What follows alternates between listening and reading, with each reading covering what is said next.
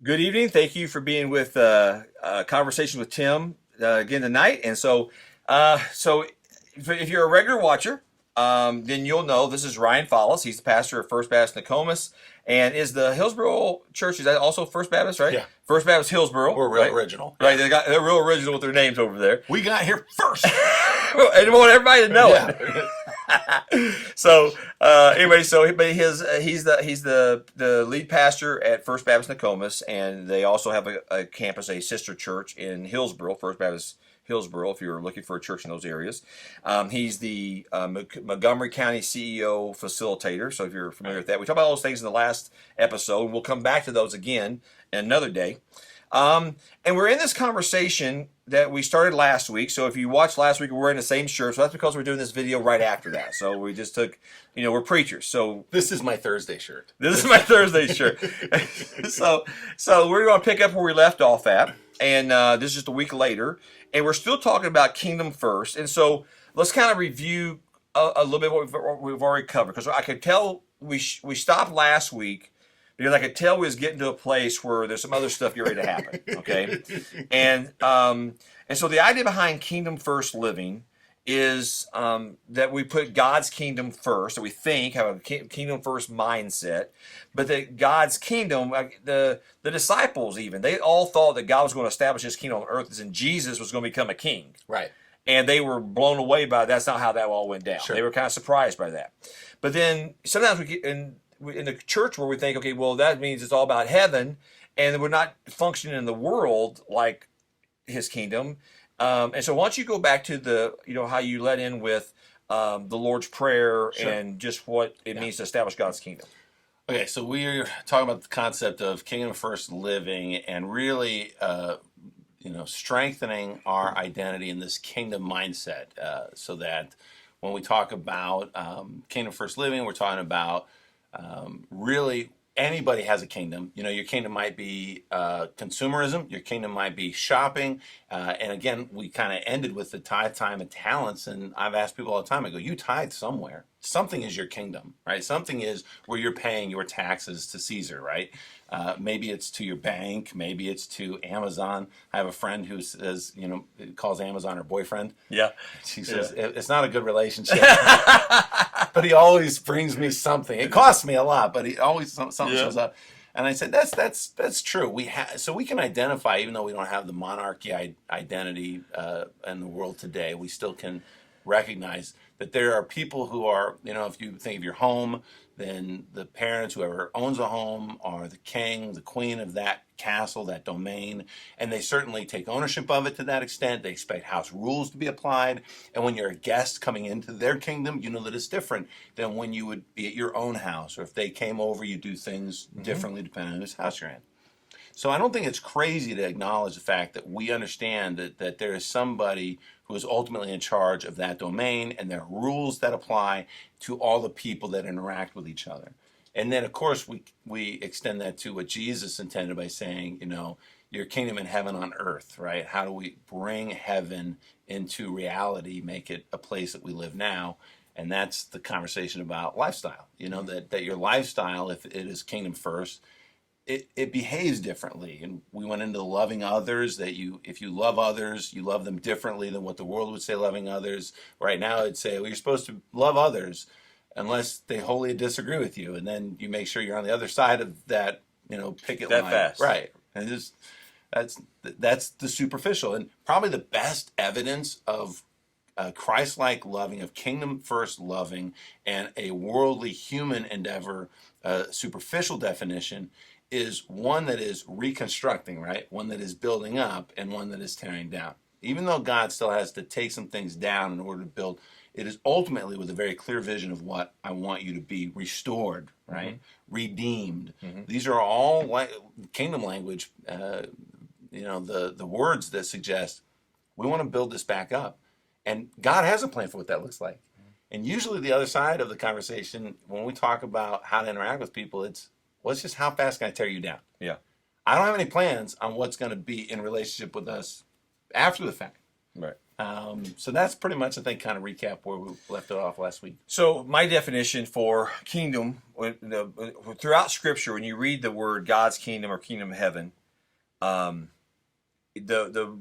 way I describe it, because it's not a location, it's not I'm going to a location that's called the kingdom. Okay, it's God's way of doing things that we're establishing on earth, not a location called God's kingdom, but a way of doing things, that we're being a good reflection of Jesus, and that we model and reflect biblical worldviews, like we see things through the lens of Scripture, and we filter things through the lens of Scripture rather than filtering Scripture through the lens of ourself or our fears or our anxieties or our political opinions or whatever it happens to be. And so as we start going through that process and we start thinking more biblical in our worldview, we start trying to apply what's it mean to do things God's way. There's a lot of things that come with that, and some of those are, I'll say, biblical topics, like just how we see Scripture, how we pray, do we give financially, all these kind of things, serving others, whatever it is. But then we also get, so we say that's the church world. Okay, fine. Then we get out of the church world, and now let's talk about work, and we act like the church world doesn't apply. But God's way of doing things, God's kingdom first living, a kingdom first mindset, it applies to our jobs. It applies to our families. It applies to our politics. Yeah. It applies to how we play a sport. Absolutely. Right? It applies to everything we do. It applies to that. Yeah. That we want to do it in a way that reflects Jesus. It's how does God process? How does God think this? How does this reflect God's nature and His character? What are the words are, right? Okay. So we got into racism a little bit. Not really so much the topic of racism, just what's going on in our nation and how... it's polarizing. Yeah, how polarizing it is, and how mean and how unkind people are. There's not a lot of gratitude. It doesn't take much. You say the wrong thing and people immediately like, well, you're completely an idiot. It's not like I disagree with you. It's you're horrible. You're the worst person ever. You're the problem in America. It's like what? It's that fast we turn and people make these statements like, well, I can't believe you can be a Christian and vote for that person, or I don't think you can be a Christian and do this, and all these statements, they're not representative of who Christ is. My salvation is based on God's grace to me and my faith in Him, not who I vote for. And I may vote for a wrong person, but my salvation isn't based on that. I made an opinion, I made a choice based on an opinion that may or may not be a biblical mindset. But if we come around that topic itself of salvation, that is one of my favorite metaphors to give people perspective on what we're talking about. So when we say kingdom first living, we're not saying you have to go change your clothes, you got to be John the Baptist, you got to go stand on the soapbox, you got to preach. The only thing we're changing is perspective, how you see God at work in those moments. And this is one of the big ones, because one of the things that probably is a black eye on the church is how much, especially evangelicals, have said, salvation, salvation, salvation. Again, Scott McKnight writes about the pleated pants Christians and the skinny jeans Christians, and it is great. And he says they're both wrong for different reasons, but he talks about, the pleated pants generation is the one I'm referencing about salvation. Salvation, get people baptized, get people saved, get people to be in that future kingdom. Let alone that they, how many times you've probably done baptisms where you never see the person again. Right. You go, well, what did that impact? And it doesn't mean you don't do the baptism, but it just means as a focus, that itself. And then, of course, the skinny jeans Christians, he says, younger people, he talks about people that go on mission trips now, never talk about Jesus. They want to go build houses and do soup kitchens, and they come back and talk about the soup kitchen, they talk about and they never talk about Jesus. And you go, they have to come together. So my metaphor that I reference to people is, in Revelation, Jesus says, I stand at the door and knock, and if you open, I will come in and eat with you. And I think too many Christians look at it like, yeah, Jesus is coming into my house, and I'm going to make him something as a guest in my house. And I go, you missed kingdom there. You're thinking salvation. Right? Kingdom is, when you let Jesus in, Jesus says, okay, you're the tenant in my space. There's some things I'm not really happy about where you put things, what you're doing. That's right. We're going to work on that. You know how many of us would be up in arms if somebody walked into our house and decided to tell us what they thought about our space. My wife said that about Facebook. And she's right. And yet it's a real challenge. She goes, why do people feel like when I post on my wall, my personal space, like this is my bulletin board, Right. they have a right to come up and like pin something in complete contrast to what I just said. And they want to pin it over what you said. You know they do. Right. I go, it's my wall. It's my space. Yeah. I mean, be respectful of my space. If I want to make that opinion, it's like walking in my hallway and you see the quote on the wall. Would you look at the quote hanging up in my house and go, I totally disagree with that. That's the dumbest thing I've ever read in my life. Who put that in? You got to take that down. You got to take that down. You're a horrible person if you don't. Yeah. Idiot. Cancel. So yeah. So I don't think we really get what salvation enters into, because we think it's Jesus is not going to be a guest in my life. It is not. Jesus is going to be king of what is already supposed to be his, which is my heart. Right. Oh my gosh. Well, that changes everything. Right. So one of the ways we ended last a session with was the concept that if everyone who claimed to know Christ would live as a good reflection of Jesus, they live with a kingdom mindset, our world would change overnight.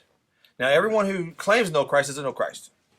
Many who know Christ, it's not they don't know him, they can be saved, but they're so immature or undeveloped in their spiritual life that they're not good reflections of him. Right. They don't have a kingdom mindset. They live for their kingdom, whatever their kingdom happens to be. Okay, if your kingdom is hunting, that controls you. Oh, absolutely. Okay, if you're is in the sports arena, whatever the sport is, when it's that controls you. If absolutely. It's shopping, if it's making money, it could be a lot of gardening. How about children?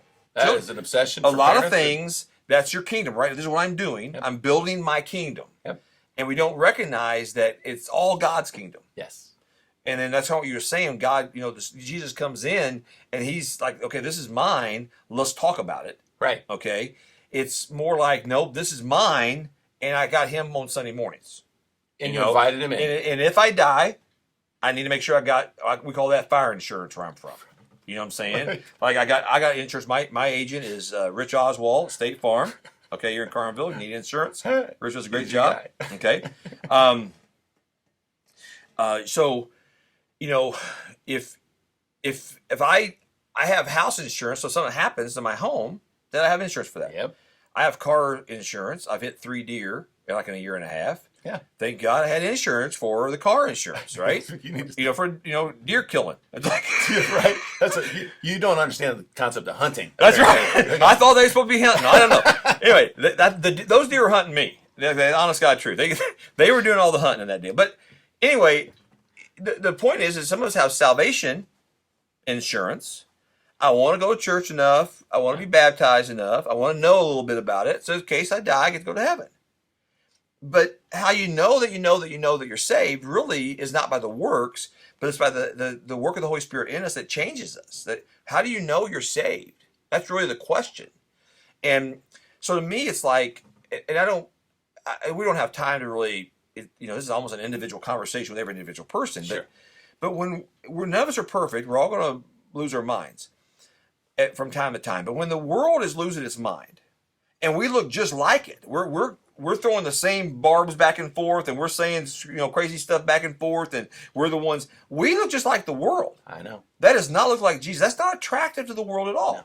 Okay, so one of the things I want us to kind of turn into from that place was, and again, I don't want this to sound, because I'm very hopeful. I am filled with hope. Yeah. Okay. I'm in that same camp. I'm not a Chicken Little. The sky isn't falling. Right. We're going through a rough patch. Right. I am full of hope about the church, about all kinds of things. But we're in the position we're in at some level because of the church. Now, what I mean by that is that if people who know Christ are acting like they don't know Christ, why would that be? Yeah. You go to church, you know, verses like John 3:16, that God so loved the world, that he gave his only begotten Son, and all that kind of stuff, right?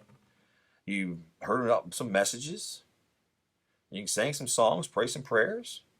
But so the systems theorist would say in that regard there are external influences and internal influences. And often the person who is focused on external influences is really showing how insecure they are with their internal well-being. So when the church has been part of the problem, has just continued to say sort of vocally, that's the problem in the world. If only this person is president, or only these policies would change, or see, the world's going to hell in a handbasket, and all these people, they live these terrible lifestyles. And you go, all you're telling me is all that environmental influence that you think needs to be changed is showing me how small of a church we really are. Right? That's my point, yes. Right?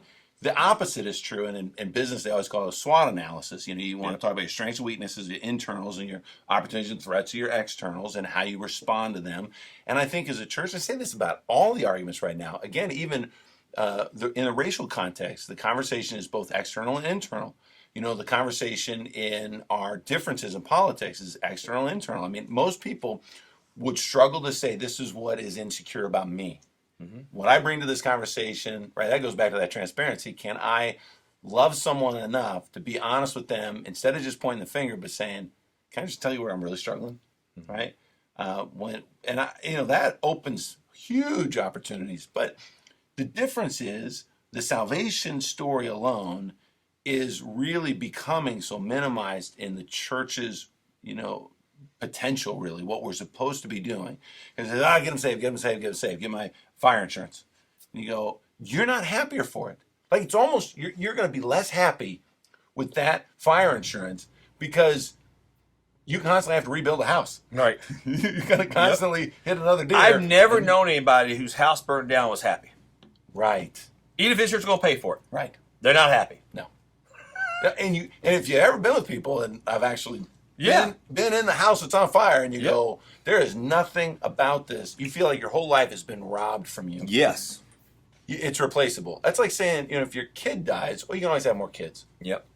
This is the stuff this is a part of our fabric of our lives. Well, so the point goes back to that. How do I have kingdom first living? Well, that means that when Jesus comes into your heart, okay, when you go to work, what if Jesus is the one, as you're leaving, that says, why don't you just take the other car today? No, that's my car. Well, no, if King Jesus says, here's what I made you for lunch. Well, where's my dessert? Right. I don't do gluten-free. Right. What is all this? Yeah, I don't do gluten-free. And Jesus says... Jesus don't do gluten-free either. Right. I always think, how's it bad? He made gluten. It cannot be bad. Just give me some. You never go to everybody says I need to be gluten-free. I've never been to the restaurant and said, can I have more gluten? Right. I didn't know there was a thing until a few years ago. No idea. Right. So I just think that that's the conversation we want to have as the church, is to say the tangibles that really help us to be better people. It is better for us. Go back to the Matthew 6, right, where it says, and all these things will be added unto you. If you figure out that when Jesus gives you that meal to go to work and tells you what car you might be driving, or maybe what you need to do differently when you get there, that difference is benefiting me. Oh my gosh, my life's totally different that way. Yep. So now so part of the turn is about my hope even. So even during times of stress, during times when things are rough, they're not going as well as they could be going. Churches have had to not have in-person service for a while. Whatever the topic is. Okay. And some churches are going to really struggle to come back from this. I mean, that's the fact. Some won't come back. To me, it's making, and it's part of the hope thing. It's making everybody reevaluate priorities. Sure. Yeah. We were going on such a fast pace. I think we all could agree, way faster than we should have been going. Yeah. Okay. And I'm not talking about this in any kind of political arena. I'm talking as a guy, right? We've had more meals at home. Yes. Families have spent more time together. And I think when you say reevaluate priorities, I think it is in people's faces what they realize their priorities are and are not. That's okay. I agree with that too. Because how hard is that when you find out months into COVID, the families aren't eating together? Yeah. And truthfully, I don't know how that might play out for you, but I've had dozens of phone calls where this has surfaced real issues they've not addressed because they've been too busy to worry about it. Mm-hmm. And all of a sudden they realize crazy things. I don't like being a mom. I don't like being a dad. I didn't realize that my kids being under my feet would make me so crazy and miserable. And then you start to realize, so what your kingdom was your amenities, right? Your schedule, your comfort. Like, outsource your kids to school, then childcare after the fact, and then these places close down, and you're like, shoot, I haven't had a parent in a while. I'm not really sure I like it. Right. Well, and it's then you turn that toward the church world. It really challenges people's faith, like what I really believe. Oh yeah. And I think the church, okay, historically, this is true. I think it'd be true again. I mean, it's kind of in keeping with the God's SOP, His standard operating procedure. The church always comes out better at the end of hardship, persecution, struggle. Yeah. It always comes out more pure, more beautiful, more like Jesus. And I think it's exactly what's going to happen again. Yeah. And I'm the kind of guy, I'm hoping for another one of those great awakenings. I hope before I die, before Christ returns. I mean, there's people, everyone wants to read about Revelation right now, and they're all about, because you see all these things happening, and then we have a peace agreement in the Middle East. Okay. It's going to happen now, And I love flying the ointment, and I'm like, so who's the Antichrist? Right. Which person in the global stage are you going to pick on that? Man, you know how many people just throw the name out? They're like, I know who it is. That's right. They all know. Oh, ouch. Okay. And so it's like, there's nothing wrong with that. Think about those things. Christ can return any day, all that kind of stuff, right? We need to be ready for that, whatever. But if there's a difference in being caught up in the, I don't know what the word is, it's not anticipation, it's the hype. There's a word for this. Sure. Being caught up in the, when could Christ return? What's the Bible really say about that? Right. And allowing yourself to really be caught up in Jesus. It's about His relationship. Whether He returns tomorrow or in another 1,000 years from now. Yes. It's more about a relationship with Him. Yes. And whether He returns in my lifetime or after my lifetime, it's more about a relationship with Him. Yeah. And the whole thing about this kingdom lifestyle or living a kingdom first mindset is really about really placing God's way of doing things higher than our way of doing things, And so if people just, I'm praying, I'm believing, I'm hoping, I'm hoping that lifestyles change enough of people who know Christ. Yeah. That there's a very clear distinction between those who know Him and those who don't know Him, so that those who know Him know where the light is in the darkness. So, let's take one, for example. I would say worship will look totally different after all this. And I hope it'll be more authentic, and I hope it'll be more of a lifestyle. And so one example that we did a week before last, I guess by the time this comes out, 2 weeks ago, we had a prayer walk, right? Ended church early, and we sent everybody out. I couldn't believe how much I acknowledged, even openly, that people were really uncomfortable with just what I asked us to do in preparation for the prayer walk. So we said, I'm up there in front of the church, and I go, our invitation today is a little different than the invitation we normally have of the final few songs. Put your hand out. And I got this great picture. My daughter took a picture of her grandson. He's 5. Well, you know how you distract a kid in church, because we have our church activities going on. Right. So there's this picture of him on the phone, Becca's phone.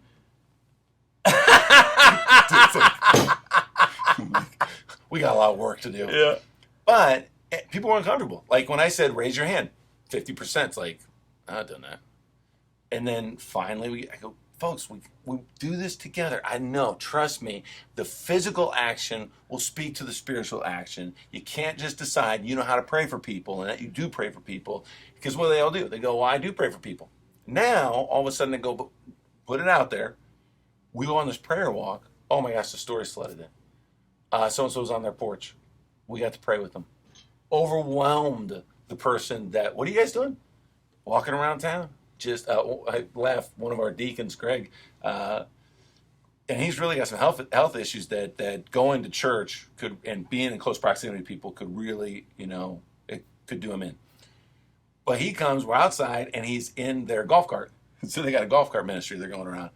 And he's a prayer warrior. He is just wonderful. And it's like, he's somebody that you know will love you and be right in your space, even though he can't get that close. And he was telling stories about people he prayed for. So by extension of that, if you're in that worship arena and you're really surrendering to the Spirit in an attitude of prayer, then by extension, you see that going into every other place. The business owner in town who says, you know what, instead of just giving somebody some money to help them, I actually prayed with them. That's a game changer. It's a game changer.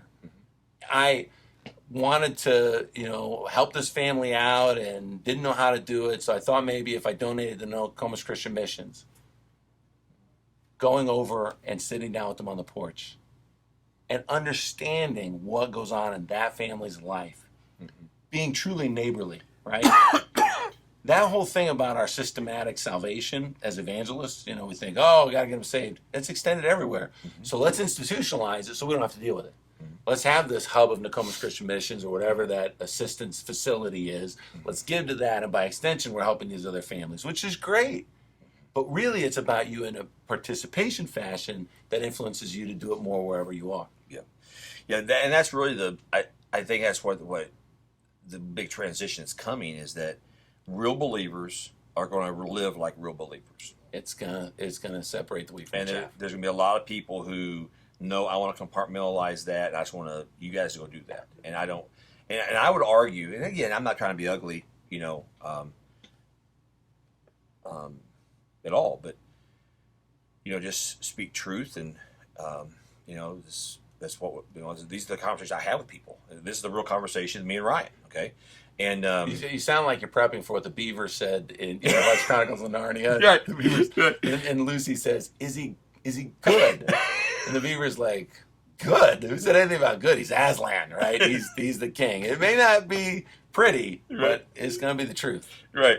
Well, it's like, there are. I believe I've seen in my life. I've seen 6 pastors give their life to Christ. Pastors, lead pastors of churches. Wow. I'll never forget one time I was in a. I got to take a moment to let that sink in. You're telling me that after they're already a pastor? Yeah. Wow. First time I was in a Sunday school training thing, and I was a young kid. I say young kid. Older you get, that's the older that like 35-year-old. I was young. It's like, but I was like 24, 23. Sure. But I'd grown in a large youth ministry, doing a lot of different things, had a lot of things under me related to student ministry, and so I got a lot of opportunities because they saw effectiveness, not because I had age or experience. Right. Had effectiveness. Okay, and I'm doing a training with people who are youth ministry workers, and they're in a room with me, and I'm in charge. And this back, they had boom boxes. That was fancy. with D batteries, right, all that. $100 to get 4 batteries, all that. That weigh a ton. Yeah, all that. And so we had stepped up from the cassette players. I had a real boom box now. And so I'm doing a teaching, a training. I'm talking about whatever I'm talking about, and everybody in the room's older than I am. They're all adults or volunteers in churches. Sure. I'm intimidated. I don't have a clue what's going on. I know what works for me, but I'm just okay. And a part of the thing, I played this song. I said I was going to apply it. I was talking about I've been talking about how to share your faith and how we try to engage kids with their faith and all these kind of things. And I wanted to play this song, and I hit the play, and we're going to sit here and just listen to the song. And then we'll kind of debrief it when it's over. And it wasn't so much a song, but the song tied all this whole moment together. And so I play the song. It's, all we're all sitting in a circle, listen to the song. It's a song they all knew, it's a popular song at the time. And, and we get done, and I could tell this lady was not okay. Sure. Whatever. Spirit's working on her. Something's happening. And she's got tears coming out. And I don't know if I messed up. I don't know what's going on. I have no clue what's happening. We get done, start to brief what happened, and she goes into this thing. I was raised in church. I did this, I did this, I did this, I did this. I've been doing this for this many years. And she goes this whole spiel, and she goes, it wasn't until you just explained that I realized I've never given my life to Jesus. It's crazy. So I'm 22, 4, 3, whatever, and I'm sitting there like completely dumbfounded. Yeah. Like, I didn't know that happened. Now, over the years, I've seen those things, right? And I wonder more and more and more. So I look at we should be good reflection of Jesus, but we're not. Okay, we should not be unkind. We can get, the world can be polarized in its politics. Yeah. We shouldn't be. Right. Okay? Not that we all agree on the politics necessarily, because we didn't what your issues are, what you're focused on, things. I mean, I'm not even trying to get political. Don't mishear me. Racism, any topic you want to pick. Yeah. The church should be the solution because God's way of doing things are better. Yeah. I mean, that's the facts, right? So let's do it God's way. And then people who are Christians get sideways about what God's way of doing things are. Yes. It's like, what's wrong with you people? I know. Okay, and I don't say I'm right about everything. What I'm just saying is that if the Bible, if we're going to see things through the Bible, that we want to establish God's way of doing things here, God's kingdom here. Sure. Let's talk about what that looks like. And how much does that justify and explain Jesus' simplification of the law? When he says, love God and love your neighbor. Of all these laws we can choose from. Because everybody's wanting to cherry pick and find one, and I only know this much, but this that I know is, made us that we can't be in church together, we can't be in community together, we can't be in, I mean, it's the simple ones. If you don't have anything nice to say, don't say anything at all. I've gone days without posting on Facebook. I had nothing nice to say. Nothing. I love my friends and community people together, and I'm reading stuff going, what's wrong with you people? And every once in a while they say, boy, I haven't seen a post in a while. And I'm like, well, that should tell you something. Yeah. I have not had anything nice to say for a while. And it's not because I haven't had anything nice to say. I just realized that as I read Facebook, the first thing that seems to pop up is people's anxiety, people's stress, people's, worry. And then I'm going, okay, it's adding to me. And I just want to, and I go, no, that's not doing it. That doesn't do anybody any good. No good. So the question, and you and I have been talking about this, is what would make, what's that next step? Because everybody always says, how do you eat an elephant? One bite at a time, right? What is that bite of the elephant for the church to look internally in order to influence externally? And I use that word lightly because I'm always like, it's never external. It's always one and the same, right? But really, if we're going to bring people into this moment of conversation, be it a worship service, then by extension, what will that look like? When we get through this pandemic, I do hope things are different. I hope that true believers marginal believers will step into that realm, and not because, again, they want eternity waiting for them, they want their crown, but because they want a better life now. And how obvious is that with less worry? So go back to prayer. When I say when you're praying for people, do you know the singular thing that you can do to minimize worry? Pray. And then, of course, there's actual studies that say that. Oh, hands down, right? You're better, healthier, And again, the human interpretation is meditate. Right.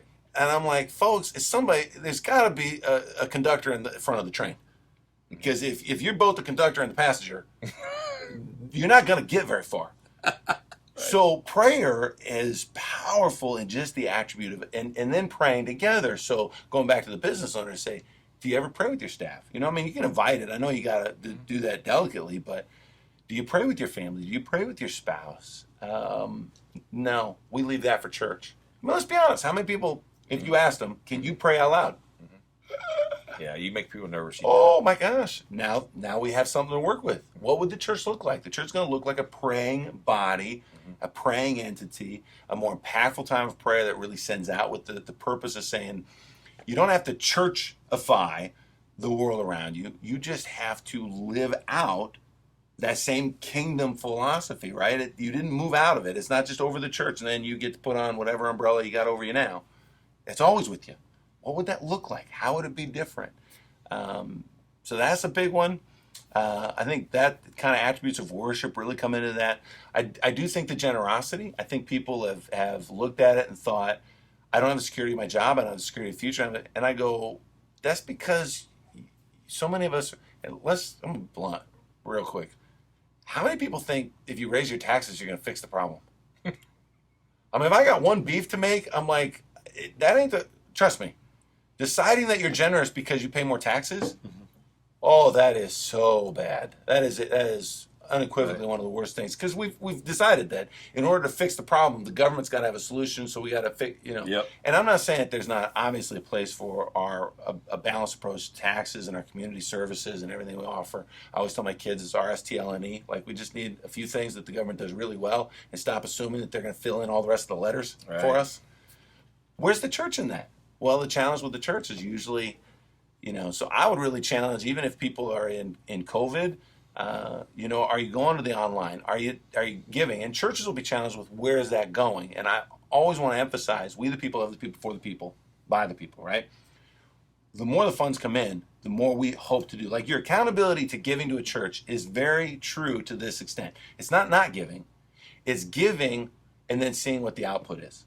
And if the output is bigger steeples, right, bigger stuff, then you stop giving. Maybe to that church, you find another. But if the output is kingdom living, right, kingdom impact, if the output is to your seniors, to your schools and your educational systems, and to your local businesses, if the output is really boots on the ground in those places, holy cow, that's when the church is a game changer.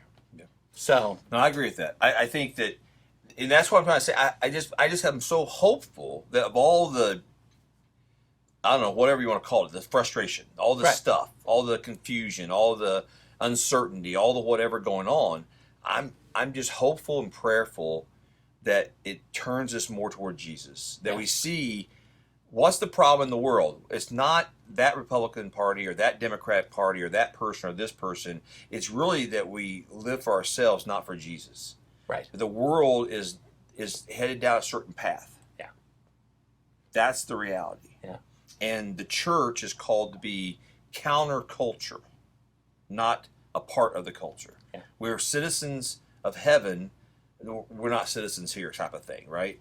And so I am so hopeful that as we go through this process and people just start to wake up and realize that they get way more sincere about their faith. Yeah. And they recognize, you know how it is when you, like you made a comment a while ago, I see this on Facebook, and then okay, I hope we see ourselves and realize, what's wrong with me that makes me do that? Yeah. Why does that bother me so much? Why is it, I tell pastors a lot, I may have told this to you at one point in time, I don't know, but I tell this a lot to pastors.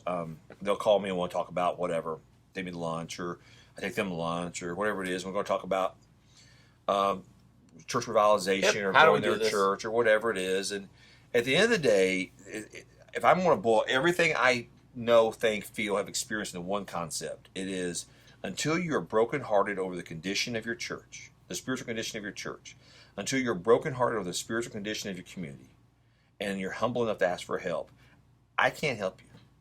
Right. And God can't help you. No. You're not going to let him help you. No. And I know so many people who want to be right. I want to prove to you I can do it. Yeah. So rather than humble myself and say, will you teach me how do you do that? Or can you show me the principles that you've learned over this journey? I don't want that. I don't want to humble myself. I'm just going to do it myself. And that vulnerability is the difference between Jesus is a guest in my house. Yeah.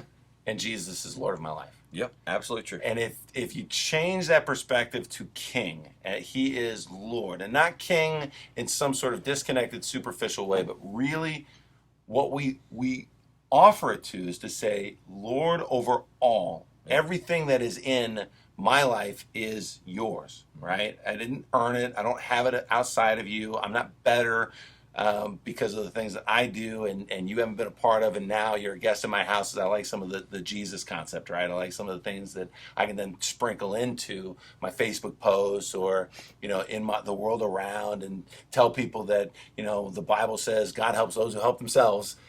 How about that? I mean, can you imagine God who's like, how badly am I misrepresented so often? Come on, people. I think once we get to that place where you say, no, you're giving me my lunch, right? You're helping me around the house. I've got chores, but you ultimately are the one assigning the tasks and making it work. And if you decide that wall's got to come down, it comes down. It comes down. I always tell, after all, my way of saying that is, after all that God has done for me, how can I say no? Ever. It's just, if you hand me $10 or you buy my lunch, okay, great, I'm grateful for that. I really am grateful for that. Thank you. Yep. You hand me $1,000, I'm going to be more grateful. You're right. You write me a check for $10,000, Yeah. And then you call me at 2 a.m. I'm not going to say, "Nah, I can't help you out, brother." No. Wherever you are, Yeah. I'm coming to find you. Yeah. Okay, because I'm so grateful for what you've done for me. Yeah. I don't want to do that. That I can't say no to that. Well, and I think that's a better image than just saying the tithe, because the kingdom first wealth, oh my gosh, that kind of, and here's where that comes from, because you know it's going to be replenished. I mean, I joke all the time and I go, somebody tells me a story and they have a really bad day and I'm going to leave a really big tip, right? We're talking maybe 100, whatever, right? Mm-hmm. And of course the joke is, well, how'd you get to have that money? Here's the honest truth. Now, nobody robbed me. I usually have that $100 safety net in my wallet because some places don't take cash. Right. I take it out. It's not like I just have a lot of Benjamins laying around. Right. I just have that as a security blanket. I heard a story. But here's what I know, and I absolutely believe this. When I put that down on the table, I will within a week or two replenish that. It truly is limitless. Now, I know it's not limitless in the sense that you're going to get it in one moment. It's not a game. Not a game. It's about power of relationship. It is absolutely true that I have never been lacking in the spirit of generosity. That when you give, it's the Malachi 3:10. Watch the floodgates pour open with possibilities. And again, I'll give the fun financial thing. I'd say they go, well, I just need more money. I go, who's wealthier? Person who makes $300,000, person who makes $30,000. They always go $300,000. I said, no, because I can tell you right now, I've counseled somebody who's made $300,000, but they spent $310,000. Yeah. And I can tell you somebody who made $30,000 who spends $25,000 and is in great retirement shape. Right. Because it's not about the money. Not about the money. The kingdom first lifestyle with our wealth, with our generosity, when you put that foot forward first, and you're doing it, again, to go back to the fact that you're doing it because that is what God is invoking, right? That's not God sort of saying, well, if you think about it. Right. Boy, you're really under the lordship of Jesus Christ. God says, an option. It proves trust. Oh, my gosh, yes. It irritates me a little bit. I hope nobody's listening to me that I've said this to, but, I'll be out now. I tend to be a good tither or a good tipper. And maybe the same reasons you just mentioned. Okay, sure. I just feel like that's you hear waitresses and waiters talk about how church people many times are the worst tippers. You know what I mean? Because they're just and I'll hear people say, "Well, that was bad service, so I'm gonna give them no tip at all because I want to." Okay, and I get that. I understand what they mean by that. Right. I don't think that reflects Jesus very well. Okay, sure. So I mean, do what you need to do, but I just don't think that reflects Jesus very well. And so I tend to be a good tipper regardless. Okay. I wouldn't want that job. And sometimes I am way overly generous just because I feel like I'm supposed to be. Sure. Okay. And sometimes I remember the pastor, it's happened to me multiple times. So I'm not about Joe Schmoes, I'm talking about pastor. And says, why would you give them a tip like that? And I looked at him and I said, because generosity is near the heart of God. It's the first thing that came to my mind. Yes. It's like, why wouldn't you be generous? Yes. Generosity is not how much it is. No. Right? Right. I mean, you can have $1 million and give me 10,000 and not be generous. Yeah. You can have $1 and give me a quarter and be extraordinarily generous. Oh, here's my favorite. You could give $10,000 with strings attached. Right. And that ain't generous. That's not generous. That's not generous. That's manipulative. So ain't generous. we're getting this whole kingdom mindset. Yeah. And just imagine the world was kind.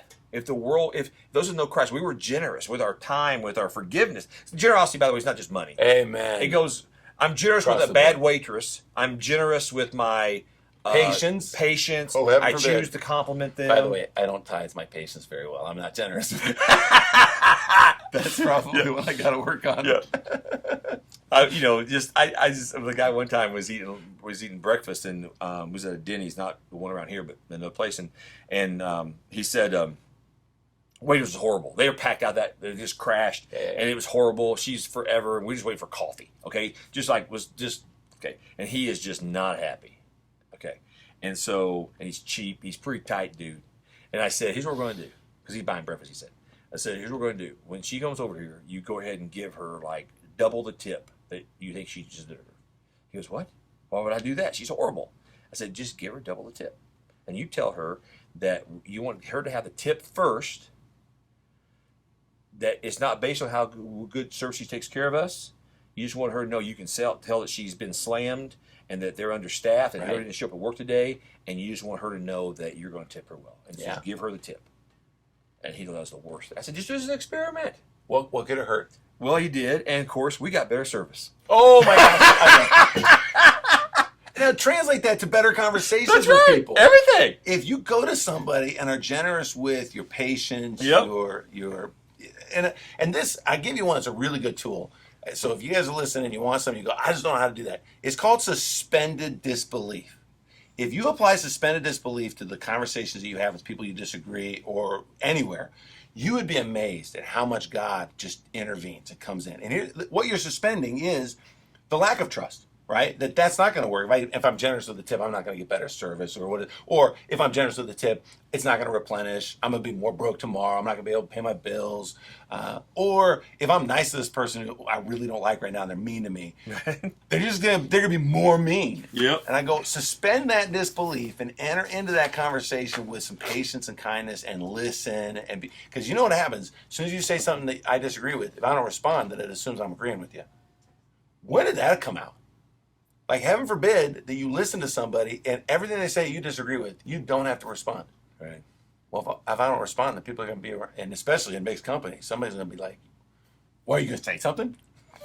Like, eventually I will. But you know what? It doesn't mean I agree with them because I don't. And I would love to see that become part of the church. Yeah. I'm going to close with something. I didn't tell Ryan I was going to do this. But I think it applies to this topic when I was talking about a while ago about people who claim to know Christ. I moved to Carlinville 20 years ago, and everybody says 20 and a half years ago now, but everybody says you can't grow a church in Carlinville, and everybody goes to church already. Okay, whatever. Well, we left Carlinville. It's it all fell apart with that. But not because we didn't like it, actually. Wonderful memories here. And so I have a thing on my wall. I see this every day. And it's called my regional population and lostness chart. Okay? It's not necessarily scientific. Say it again. My regional population and lostness chart. Wow, that's an accountant right there. Yeah. Yeah, I made my own table, got all kinds of stuff. So, can we make an acronym out of that? Yeah, if you want to. I don't know what it says, but... You're sick, but to the... Yeah. So, are you aware of any kind of, like, Barton and some of these people do studies? Are you aware of any kind of study, like what people say the percentage of lostness is, and just general study? Yeah. I mean, it's usually a third is what I've garnished. That they say a third goes to church, a third associate with church but don't go to church, and a third are non-religious, I guess you would. All right. So it doesn't matter what stat you want to use. Right. Okay. So, but that's what you're referencing. Yep. That we're going to. Yep. So most of the scientific studies that various groups have done, it falls in the category, and so some of it is they put in people who they survey church people, and they walk away and they say people who attend church every Sunday, and they walk away and say, based on the answer to these questions, that person does not know who Jesus Christ is their Savior. Right. Okay. So it's not just people who don't go to church; it's people who they do surveys with, and based on how questions are answered, they have opinions. They have results, conclusions that come from those surveys. So based on which one you use, pick any one you want to pick.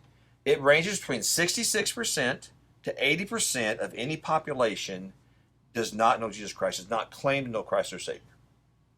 Isn't that crazy? And I'd always wonder with that 33% they say are Christians but don't attend church. And I'm going, that's like, it's the de-churched. It's the... Yeah. So, I live in Macoupin County. Sure. Macoupin County is 45,000 people, 313, you're going to get really pointed. Okay. So that's somewhere between 29,907 and 36,250 people who claim to know Christ. So I tell our church sometimes we could reach 5,000 people next week. Yeah. Be the craziest thing ever. Everybody write books about it. And then next Sunday, I can walk up here and say, and just lower those numbers by 5,000 people and say 24,000 to 31,000 people do not know Jesus Christ in my county. It's crazy. Okay? And we wonder why the world's ugly. Why it's dark. Yeah. Okay? without the Spirit of God in us, we're not nice people. Yeah. I mean, some people are nice people. I'm not nice people, probably. Right? Some people are nice people. You're not nice people. You know Jesus and you're upset over Facebook. Okay? So don't tell me you're nice. I'm such an idiot. Okay? You're an idiot. Because you want me to be, open and honest in my conversation. Yeah, right. So tell it like it is. That's right. So the point I'm getting to is that the church world tends to act like everybody knows Jesus. Everybody's saved. Everybody's already heard the claims of Christ. Sure. Everybody's already received him or rejected him. That is not true. No. Not by estimations, but by people who have taken surveys and asked questions specifically on that topic, and the answers that came back gave them a conclusion. Now, with some transparency, if I shared my heart where I'm bruised and trying not to become cynical, I really struggle with the fact that I've got a lot of people who will tell me they are Christian. Yeah. They want resources from me and from the church. And they want Jesus to be a guest in their life. Mm-hmm. And I'm looking at them going, we're dying off the vine. We're strained to even have churches and their doors open. And I'm kind of losing it. Like I'm losing it in the moment in the conversation going, God, I know what you're telling me to do, right? And I want to love them, and I put those emotions on the side. And I'm not short, I'm not trite, but my goodness, I would assume pastors have that same heart where you go, especially good pastors, to go, and I hope I'm a good pastor, but to look at it and go, I feel like there's a lot of people who keep thinking the church is there for them, and they're not putting anything into it to keep the church open for others. Those other 5,000 people, right? And I have people that have said, honestly, been in the church, and they're like, if I help them, it's just that's gonna add more people in my life that are just needy people. Yep. Go. The problem with that is that again is Jesus is a guest in my house, and you're thinking of that person where Matthew 25 says that is Jesus, the poor, the disenfranchised, the marginalized, and you're basically saying, I don't have room for you in my life, right? So. Well, and that's where, even Jesus didn't do everything. Because I remember thinking this, I don't know if it's back in college or where it was at, but it's like, well, dude, if I was Jesus, first of all, why would I sleep? Just go from town to town and heal people. How cool would that be? Right. Go to every hospital and just start going to hospital to hospital. And walk. People. Why would you walk? Levitate. Like levitate, yeah. Just kind of float. Right? Take a nap while you're going, right? Anyway, but Jesus even pulled away by him, not just with his disciples, even away by himself at times. Right. Okay? Because he really was he was our example. Yeah. Okay? He didn't do it, he didn't cheat. Yeah, like he's fully human. Right. So the same as me being tired or me working. He got tired. He got tired. Okay. He got hungry. That's right. So the point is, everybody has to carry the weight. Yes. And so it's like when I do so many things, or you, or whoever it is, that people, we have so many people in our church that carry heavy loads, right? All our churches do. And when they do everything, it makes it easy for other people to sit and do nothing. Yeah. And somewhere I think people have to feel the weight of responsibility and of ministry. Yeah. That it's not on the pastor or the paid staff or the key leaders to do everything. Yeah. That's a whole priesthood of believers and all that kind of stuff, which is different. That's a different video. That'll do be another one. Okay. In Nokomis. So I did my math for you. Oh boy. Actually, I had Siri do my math. How it goes is I say, "Hey Siri," and I tell her what I want to do. Yeah. She did the math. Yeah. So just think about this, because we don't think about the. I got all my. I have Macoupin County, Montgomery County, Greene County, because those are all my circles. Our region. Yeah, Montgomery County is about 30,000. 28,601. We've had a few people die, I think. Yeah. That's right. 18,877 to 22,881 people in Montgomery County. Yeah. Now, so think about little town Nokomis, 2,400 people. 2,400. Just think about this. Tornado comes in, wipes 1% of people out Sure. in Nokomis. Statistically speaking. Who's going to be with me with Jesus? One out of 2,400 people, 1,584, somewhere between 1,584 to 1,920 people will spend eternity separated from God. So 1,500 to 2,000 people. Yeah. I think that when I share my heart about how strained this existence is trying to fulfill the church and not having the resources to do these ministries to reach, say, 1,500 to 2,000 people. I forget that I think the people that are asking for those services are part of that 1,500 to 2,000. And then I probably have some challenges as a pastor. And we, like, what's the church going to look like outside of this? Yeah. I mean, part of it's very much it's the chicken and the hog when the farmer comes out, and the hog's freaking out, and the chicken's like, "What are you getting so nervous about?" Yeah. He goes, "Well, you're going to give a little, I'm going to give a lot." yeah, the big difference. Yeah, and my point of bringing that up at the end was this: is that if you're watching, if you're a follower of Christ, we have a responsibility. It's not about just being nice, be kind. Jesus wasn't always. Jesus talked pretty straight to some people. Read your Bible. I mean, he called them, he called them knuckleheads and various things. Yeah, he had no problems calling the Pharisees out. But if you think about it, I want you to just wrestle for a second with our responsibility to live a kingdom first lifestyle. It's not just a choice. It's if you picture driving down the road, your vehicle breaks down like in the old days before we had cell phones. Your vehicle breaks down, and then you look out, like say on the interstate, you look out and you look across all these fields and you're trying to find a light somewhere. You locate a light, it's probably going to be a farmhouse, that's what you think, and you walk across the fields. I've had to do that. People my age used to do those. Okay, because you're looking for a light in the darkness. And even a little bitty light shines in darkness. And we have a responsibility to be light in the darkness. The people who are struggling, and sometimes there are people who are takers and all that kind of stuff. That's a part of it, right? It is. But there are people who need Jesus. And we may never know what God's doing in them, how God's stirring them. We may never know because just like you have thoughts, they have thoughts. Just like you have feelings, they have feelings. It's how God stirs you, God stirs them. And they may never tell you. It could be the most masculine man you know. You have no idea. It could be, in my case, it could be the Sunday school teacher that I had no idea about that day. You have no idea how God's going to stir somebody. But at the end of the day, if we are light in the darkness, if they find themselves in darkness, they're going to start looking for light. And we need to make sure they see us as people they can come to hear about Jesus. And I was kind of leading into that where I'm having some of those honest fears and doubts, I kind of want to blame that outside environment, right? It's those other people who claim to be Christians and aren't committed. And I've forgotten. And I think that really has restored my faith that I hope is an extension to everybody who asks that question. Well, how do we do it in this chaotic world? One day at a time. One day at a time. And you know what? For all my fear-mongering, the church is still there. And we're still serving people. And we're still meeting the needs of our community. And I like my story about Greg and the prayer walk. I go, I don't know what it's going to look like tomorrow, but I know it's going to be there. Yeah. All the time, I keep telling people, God wasn't caught scarred, not surprised. No, right? He's not perplexed. How's it He's not like, oh my gosh! I didn't see this coming. You know what ringing his Who ate the bat? Who ate the bat? Yeah. Like go to Wuhan and be like, come on, people.